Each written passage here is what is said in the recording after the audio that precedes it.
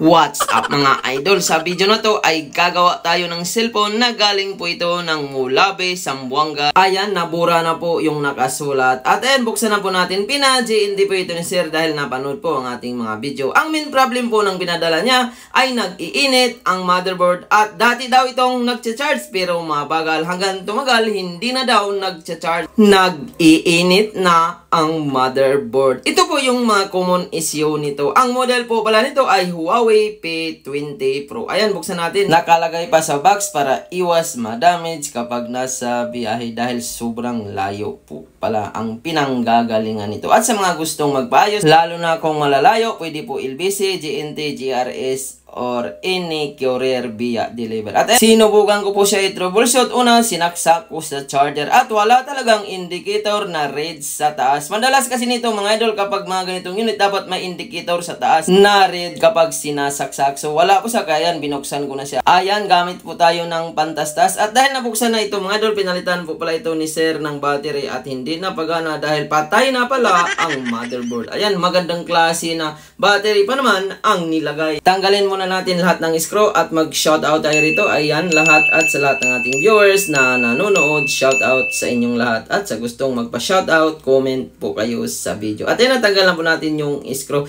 At dito mga idol, chinik up ko kagad. At tinignan ko, ang motherboard ay wala naman pong galaw. Next step, ang ginawa ko, tinistiran ko siya kagad. Tinignan ko kung grounded o hindi. At ayan, gumamit tayo ng tester. At pansinin nyo, pumapalo pareho. At baliktarin natin ang tester mga idol. Kapag pumalo ulit yan, ibig sabihin grounded po ang motherboard. So patay po ito, kaya kahit palitan ng bagong battery, hindi na talaga mapagana. So hardware problem, nasa mainboard po ang tama. Kaya tanggalin natin yung mga flex at i-troubleshoot natin para makita natin kung saan po ba ang tinamaan. Ayan, tanggalin muna natin yung pinaka mainboard. So ayan, nung nakita ko ito mga idol, at dahil sa ilalim normal naman, wala naman pong galaw. So ito agad ang bumungat at naisip ko, dahil marami na pong nagpagawa sa akin na ganito, ng ganitong model. May issue ito dito banda mga idol. Kapag tinanggal mo itong bakal na to, madalas ito pumuputok. At nakita ko kaagad, ayan mga idol, mayroong sunog sa bakal. Kaya kapag i-charge mo siya, nag-iinit talaga dahil pumutok po itong kwadrado na piyesa na to. Kaya dati ang sabi ni Sir, mabagal mag-charge dahil nag-iinit na itong piyesa na to. Hanggang tumagal na tuluyan na grounded na ang motherboard. Kaya ang next step na gagawin natin dito,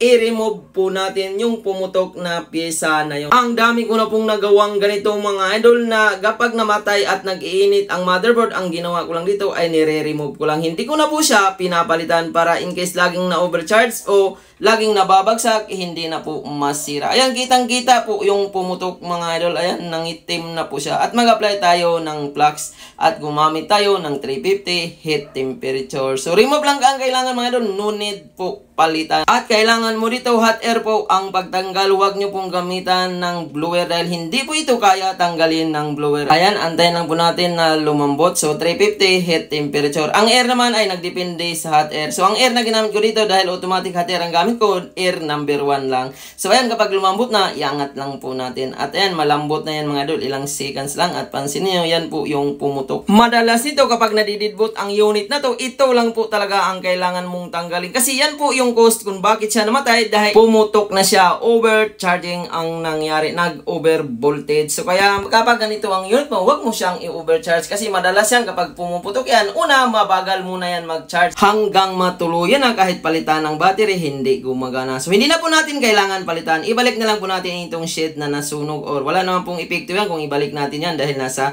shade lang naman nakadikit yan. At yung pyesa na tinanggal natin, huwag na po natin palitan. Ang dami ko na pong nagawang ganito mga idol, hanggang ngayon wala naman pong bumabak job. Talagang legit po ang gawaan. Hindi na po mag-iinit ang motherboard at madali na rin siya magkarga. Kasi yun po ang sabi ni Sir dati, mabagal daw mag-charge at nag-iinit. Kaya yun po yung cause sa pagputok ng pyesa hanggang natuluyan. Kaya kapag tinanggal natin yan at hindi na yan iinit pa basta-basta. At ayan, pansinin nyo mga idol, lumabas agad ang red indicator ng charging after natin natanggal itong kwadrado na pyesa na to. So at yan, ilang seconds lang lumabas agad ang charging indicator sa gitna. Ibig sabihin na solve na po natin ang problema. At tingnan din po natin yan mamaya kung magtuloy ba, magkarga ba siya papunta sa menu. At next step natin, reassemble muna natin. At maraming salamat po sa nagtitiwala sa Julpon TV. At maraming salamat dahil umabot na po tayo ng 100k subscriber milestone po ito mga idol. Maraming salamat po sa inyong laging pag-support sa aking YouTube channel.